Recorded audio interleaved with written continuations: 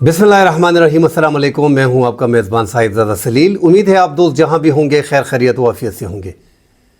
America के पास नाजरीन एक कार्ड बचा है और वो है सुलह का कार्ड, जबकि ईरान के पास कई कार्ड मौजूद हैं। ईरान के समंदर साहिल समंदर के करीब अबनाए हुर्मुज़ के करीब जो अमेरिका ने नाकाबंदी कर रखी है, अब वो बहरी जहाज़ बड़े करीब आ गए हैं। ईरान के लिए निशाना बनाना उनको बड़ा आसान हो गया है, जबकि अब ये जंग खुशकी से समंदर की तरफ आ गई है। ईरान के पासदारान इनकलाब ने ऐलान भी किया है कि समंदर अंडर वाटर जो केबल्स हैं साथ जो अरब ममालिक को खलीजी ममालिक को जाती हैं, उसको काटने की वार्निंग दे दी है। साथ ही आज ईरान के बहरी जहाज़ पे फायरिंग की गई है। ईरान ने 3 बहरी जहाज़ जो अमरीकी इत्तेहादियों के हैं उस पे फायरिंग की है, उनको कब्ज़े में लिया है। सीज़ फायर जो तोसी की गई थी वो ईरान ने रिजेक्ट कर दी है। पाकिस्तान को बड़ा एक सख्त मैसेज जो है वो अमेरिका के लिए दिया गया है, जबकि पाकिस्तान ने भी ईरान को इन्फॉर्म कर दिया है कि पाकिस्तान की सालसी की जो कोशिशें हैं उसमें ईरान की मदद की ज़रूरत है, वरना फिर ये जंग जो है ये फैलेगी और पूरे खित्ते को अपने कंट्रोल में लेगी। इस हवाले से बात करेंगे नाजरीन तफसील से आपके साथ ही नाजरीन खैबर के इलाका बाड़ा में पाक फ़ौज ने सिक्योरिटी फोर्सेस ने बड़ी कार्रवाई की है, जिसमें अहम करदन तंजीमों के जो पाकिस्तानी तालिबान हैं TTP, उनके ख़िलाफ़ एक बड़ा ऑपरेशन किया है। 20 को हलाक कर दिया गया है, 2 को ज़िंदा गिरफ़्तार कर लिया गया है। इस हवाले से नाज़रीन आपको तफसील देंगे। डिटेल में बात करने से पहले दोस्तों से गुजारिश है हमारे चैनल को लाइक और सब्सक्राइब ज़रूर कीजिएगा। आप दोस्तों के ताउन से हमारे इस चैनल को देखा जा रहा है और पसंद किया जा रहा है। नाज़रीन यूनान के परचम वाले जहाज़ जो बहरी जहाज़ हैं उन पे जो है वो ईरान ने फायरिंग की है और उनको कब्ज़े में लिया है। दूसरा जो वहाँ पे पनामा के एक जहाज़ जो कार्गो जहाज़ था उसको कब्ज़े में लिया गया है, और ये पनामा का जो जहाज़ था नाज़रीन ये मुत्तहिदा अरब अमारात UAE में कायम उसकी एक कंपनी है, उसकी मलकियत है, उसको कब्ज़े में लिया है, उस पर फायरिंग की गई है। अमला जो है बहिफाजत है। ईरान के एक जहाज़ पे भी फायरिंग की गई है। ये जंग जो मुकम्मल तौर पे खुश्की पे लड़ी जा रही थी अब बड़ी करीब आ गई है समंदर में, और समंदर में राज इस टाइम पे ईरान का है। ईरान की बहरिया को जो तबाह करने के दावे किए जा रहे हैं उसके बरक्स अमेरिका उनके करीब तो नहीं आ रहा, बहरहाल खलीजी ओमान के करीब उन्होंने अपनी नाकाबंदी कर रही है। इस मुज़ाकरात में नाकामी की सबसे बड़ी वजह जो पाकिस्तान ने कोशिश की थी दूसरे राउंड के लिए, और अमेरिका के JD वेंस वाइस प्रेसिडेंट और उनकी टीम कल अमेरिका से निकलने वाली थी, आज पहुंचने वाली थी। उसमें बड़ी रुकावट जो थी अमेरिका क्या नाकाबंदी। ईरान का ओपनली मौक़िफ़ है कि पहले नाकाबंदी को हटाओ, जबकि अमेरिका सदर ट्रंप का कहना है कि अगर नाकाबंदी मैंने हटा दी तो फिर ये मुज़ाकरात कामयाब नहीं होंगे। दूसरी तरफ अमेरिका का ये दावा है। ईरान के बाज़ मुतालबात जैसे लबनान में जंगबंदी जो पाकिस्तान ने बड़ी कोशिश करके डोनाल्ड ट्रंप को राज़ी किया था, उसके बाद ये दूसरा मुतालबा उनके सामने आ गया है। तो ईरान की तरफ से भी एक के बाद दूसरा मुतालबा सामने आता है और पाकिस्तान भी परेशानी में है।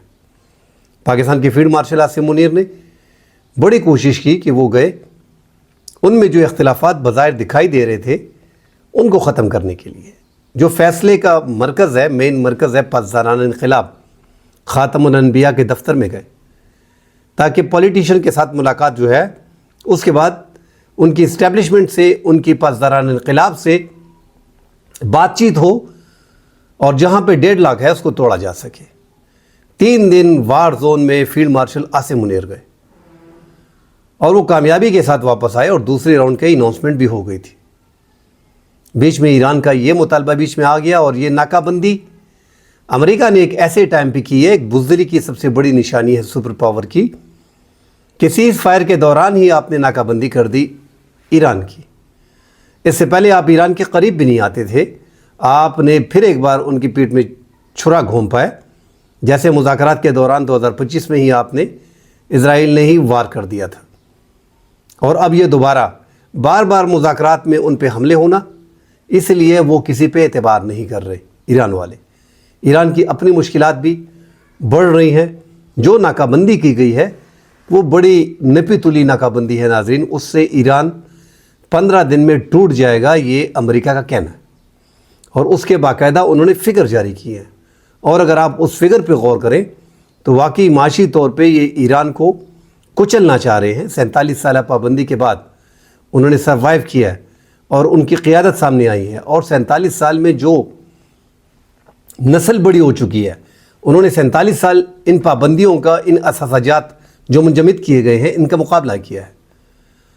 مگر ایسے میں جب آپ ان کے دوبارہ اثاثے اور ان کی معاشی رگ کو کاٹیں گے تو پھر ایران اس کا بدلہ لے گا، اس کا وار کرے گا۔ پہلے تو ناظرین جو امریکہ تجزیہ نگاروں نے اور ان کے دفاعی ماہرین نے اور امریکہ نے جو جال ایران کے لیے بنا ہے، ان کے مطابق جو ہے یہ ایک ماسٹر سٹروک ہے ناکہ بندی، اور یہ کسی قیمت پہ ہم نہیں ہٹائیں گے۔ اس کی دلیل یہ دیتے ہیں کہ $500 ملین 450 سے $500 ملین یہ روزانہ کماتے ہیں۔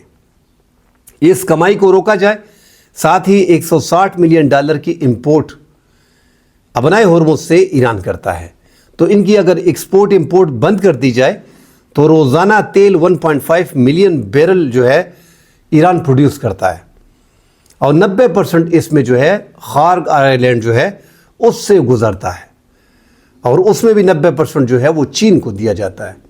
تو چین کو بھی گھیرنے کی کوشش ہے، اور یہاں پہ ایران کی معیشت کو دھچکا بھی دینا چاہ رہے ہیں۔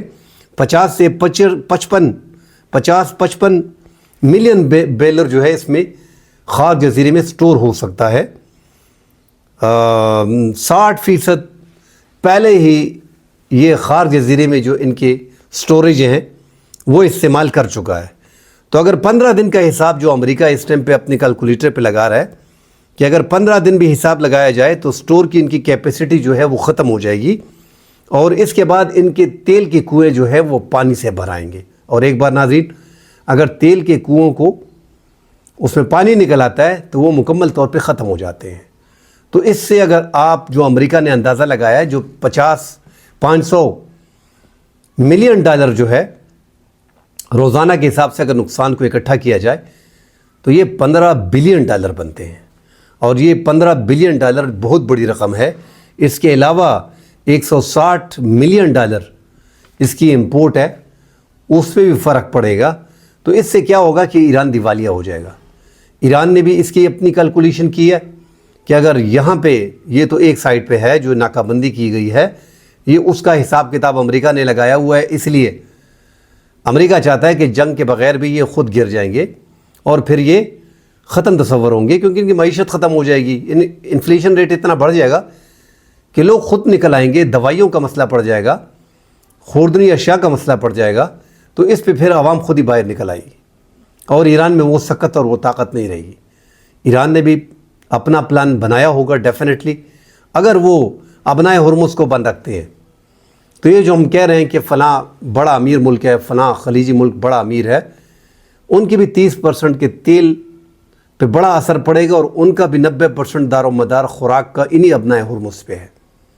عرب ممالک میں خوردنی اشیاء بھارت سے، پاکستان سے، بنگلہ دیش سے اور دیگر ممالک سے، یورپی ممالک سے جاتی ہیں۔ ان کا 90% 3-4 مہینے کا، 1-2 مہینے کا، 3 مہینے کا سٹاک انہوں نے بھی رکھا ہوگا، آگے پھر ان کے لیے بھی مشکلات آئیں گی۔ اور پھر ناظرین اسی طرح تو ایک طرف ایران نے یہ پلان رکھا ہوا ہے کہ پھر ان کے تیل پہ بھی اثر پڑے گا، ان کی اشیاء خوردنوش پہ بھی اثر پڑے گا، صرف تیل نہیں ہوگا، 30% ان کا تیل جو ہے اس پہ بڑا اثر پڑنے والا ہے۔ تو دونوں طرف سے ناظرین چالیں چلی جا رہی ہیں، مگر ایران کے پاس سپیس زیادہ ہے، ان کو پتہ ہے کہ اپنے کارڈ کیسے کھیلنے ہیں۔ پاکستان جو بڑی کوشش کر رہا ہے، جو ٹرمپ نے کل پاکستان فیلڈ مارشل اور وزیر اعظم شہباز شریف کے کہنے پہ سیز فائر میں توسیع کی ہے۔ اگر ایک طرف دیکھا جائے، اس میں کوئی دو رائے نہیں کہ پاکستان کی بہت بڑی اچیومنٹ ہے، اور ہماری حکومت اور ہمارے فیلڈ مارشل اس ٹائم پہ کوشش میں لگے ہیں کہ یہ خطہ تباہی سے بچایا جائے اور ایران کو بھی اس تباہی سے روکا جائے، ورنہ تفتان بارڈر پہ اسرائیل اور امریکہ کے من پسند حکومت آ جائے گی۔ مگر دوسری طرف ناظرین اگر آپ دیکھیں تو وہاں پہ یہی خیال کیا جا رہا ہے کہ پاکستان کا استعمال کیا جا رہا ہے، اور پاکستان سے ایران پہ شرائط منوائی جا رہی ہیں۔ میں تو یہی کہتا ہوں کہ ایران کا بھی شکریہ کہ انہوں نے پاکستان کو ثالث بننے کا موقع دیا، اور تو ایران کا بھی ناظرین شکریہ کہ اس نے پاکستان کو یہ سمان دیا، یہ جگہ دی کہ دنیا بھر میں اور بھی ممالک تھے اور پاکستان ان کو جائز لگا اور پاکستان پہ ہی انہوں نے اعتماد کیا اور پاکستان کو ثالثی کا یہ موقع فراہم کیا۔ میرے خیال میں اگر ہم اربوں ڈالر لگا بھی لیتے، اتنی عزت دنیا میں ہم سمیٹ نہ پاتے جتنی ہم اس ثالثی میں جتنی بھی لابنگ کر لیں، اس لابنگ سے اتنا فائدہ نہیں ہونا تھا جس اس ثالثی کے کردار سے پاکستان کا دنیا بھر میں ایک نام ہوا ہے۔ تو ایران کو پاکستان کا شکریہ بھی ادا کرنا چاہیے اور پاکستان کو ایران کا بھی۔ ایران اس مشکل وقت میں ان کی جو تباہی کے لیے امریکہ نے سامان برابر کر رکھا ہے، پاکستان اس کے لیے متحرک ہے، اس کو روکنے کی ہر ممکن کوشش کر رہا ہے، اور پاکستان چاہ رہا ہے کہ ایران پہ یہ پابندیاں ہٹیں، اس پہ یہ اثاثے جو ہے منجمد ہے وہ ختم ہو، تاکہ آگے جا کے پاکستان کو بھی فائدہ ہو، اس خطے کو بھی فائدہ ہو اور ایران کے عوام کو بھی فائدہ ہو۔ تو اس ٹائم پہ ناظرین کشیدگی عروج پہ ہے، امریکہ نکلنے کے راستے اختیار کر رہا ہے، اور پاکستان پہ یہی الزام لگایا جاتا ہے کہ پاکستان امریکہ کی ہر ممکن کوشش کر رہا ہے بچانے کے لیے۔ اس میں کوئی دو رائے نہیں۔ اگر آپ دوسرے اینگل سے بھی سوچتے ہیں، اگر پاکستان یہ کوشش بھی کرتا ہے، پھر بھی جنگ کو روکنے کے لیے ہر وہ کوشش کرنی چاہیے، چاہے آپ کو غلط لگے آپ کو درست لگے۔ امریکہ اگر آپ پاکستان کا استعمال بھی کر رہا ہے اور ایران سے اپنی شرائط منوا رہا ہے، مگر ایران ناظرین پاکستان کے کہنے پہ شرطیں تو نہیں مان رہا نا، وہ تو اپنی شرائط پیش کر رہا ہے۔ میں دیکھ رہا ہوں کہ سوشل میڈیا پہ ایک پوری کمپین ایران کے خلاف شروع کر دی گئی ہے کہ پاکستان کا مان نہیں رکھا گیا۔ بھائی کون سا ملک اپنی ساورنٹی پہ جو ہے وہ کمپرومائز کرتا ہے؟ وہ 9 کروڑ کے لوگ ہیں، ان کے پڑھے لکھے لوگ ہیں، وہ سائنٹسٹ ہیں، ڈاکٹرز ہیں، پی ایچ ڈیز ہیں، ان کو پتہ ہے کہ آگے ہم نے کیا کرنا ہے۔ مشکل وقت میں وہ پھنسے ہیں، 300 ارب ڈالر کی ان کی تباہی ہو گئی ہے۔ کیا ان کو پتہ نہیں چل رہا کہ ہمارے اثاثے اوپن ہو جائیں گے؟ ان کو یہ پتہ نہیں چل رہا کہ ہم سے پابندیاں ہٹ جائیں گی؟ ان کے لیے بہتر نہیں ہے، مگر وہ راستہ نہیں چوز کر رہے۔ ان کو پتہ ہے کہ امریکہ کیا گیم کھیل رہا ہے، ان کو اس گیم کا بہتر احساس ہے، وہ ہم سے بہتر جانتے ہیں، اپنے ملک کے فیصلے وہ بہتر کر سکتے ہیں۔ ثالث کا کردار یہ ہے کہ وہ اپنی کوشش کرتا ہے۔ پاکستان نے اپنی حد الوسع کوشش کر لی، اس میں کوئی دو رائے نہیں۔ میں بار بار بولتا ہوں کہ امریکہ پاکستان کے ذریعے اس جنگ سے نکلنا چاہتا ہے، مگر ٹرافی کے ساتھ، وننگ ٹرافی کے ساتھ۔ تو ایران ان کو وہ وننگ ٹرافی جو ہے وہ لینے نہیں دے رہا کہ آپ ہاری ہوئی جنگ کو کیسے جیت میں بدل سکتے ہیں۔ ان کے سپیکر محمد باقر قالیباف نے بھی کہہ دیا کہ ہارے ہوئے ملک کی شرائط پہ ان کی شرائط کیوں مانی جاتی ہیں؟ وہ جنگ ہار چکے ہیں، امریکہ یہ جنگ ہار چکا ہے۔ وہ چاہ رہا ہے ایک راستہ، سیف راستہ نکالنا چاہ رہا ہے کہ پاکستان ایک راستہ نکالے ہمارے لیے، اور پھر ہم اپنی عوام کو دکھا سکیں کہ یہ ہماری ون ہے۔ وہ راستہ ان کو مل نہیں رہا۔ ساتھ ناظرین بات کرتے ہیں خیبر پختونخوا کے علاقہ، خیبر جو باڑہ کا علاقہ ہے، وہاں پہ ایک تحصیل ہے، اس کے علاقے کندوری میں پاکستان سیکیورٹی فورسز نے بڑا آپریشن کیا ہے، جس میں کلدن تنظیم کے 20 سے زائد شدت پسند دہشت گردوں کو ہلاک کیا ہے۔ اس میں پاکستان نے کوارڈ کاپٹر استعمال کیے اور دہشت گردوں کو نشانہ بنایا، اور ان کے خلاف آپریشن بھی کیے گئے ہیں۔ 2 کو زندہ گرفتار کر لیا گیا ہے۔ ان 2 کی گرفتاری میں جب ان سے پوچھ گچھ ہوئی، ان کا کہنا ہے کہ 18 ان میں سے ایک نے کہا کہ میرے 18 ساتھی ہلاک ہو گئے ہیں اور میں بچ نکلنے میں کامیاب ہو گیا ہوں۔ اب تک 20 ہلاک ہو چکے ہیں، مزید تعداد اور بھی بڑھ سکتی ہے۔ 2 کو گرفتار کیا گیا ہے، بڑی کارکردگی ہے، ایک بڑا آپریشن تھا جس میں سیکیورٹی فورسز کو کامیابی ملی ہے۔ ان علاقوں میں ناظرین خیبر کا یہ بڑا علاقہ تو خیر پہلے ہی چونکہ یہ ایجنسیاں تھیں تو یہاں پہ علاقہ غیر تصور کیا جاتا تھا، اب تو یہ جو ہے وہ 2018 میں خیبر پختونخوا میں شامل کر دیے گئے ہیں، یہ علاقے ضم کر دیے گئے ہیں۔